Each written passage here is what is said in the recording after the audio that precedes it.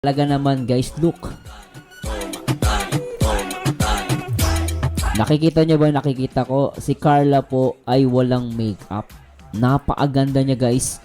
Kapag zoom mo yan. Di ka nakakasawang tingnan pagmasdan ang iyong mga mata. Doon mo makikita yung ganda ni Carla. Talagang sobra. Napakaganda at bagay na bagay sila ni Papa Joms. Uy, sana all! Di ba guys, no? So kayo naman siguro, wala namang halong ano yan guys ha. Walang halong bias yan. Pero kita nyo naman. Hindi naman ako pwedeng magtumanggi na talaga napakaganda ni Carla Topolar. Pinapractice ko lang yung sarili ko sa level up. At talagang sobra.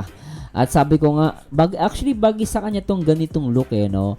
At ang nagustuhan ko dyan guys, yung kanyang shoulder. Talaga. Kahit anong pasunutin pag nasa higaan, di mo sinayang kasi gusto mo yung galawan. At grabe guys, talaga nakakatuwa si Carla Topolar. No? At tignan nyo naman guys, Ready in Red. Ano ba yan? Lady in Red, sorry po. Lady in Red, no? Talagang napakaganda niya at talagang si Papa Joms very supportive sa kanyang agom. No? At talagang nyo naman guys, oh.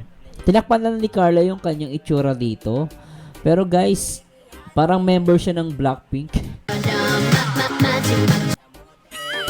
No? At the same time, ayun ako guys, para siyang ano din eh, part ng Blackpink. At gusto ko to guys, actually gusto ko tong itsura ni Carla rito. No? Tinakpan niya pa yan guys eh, nahiya siguro siya.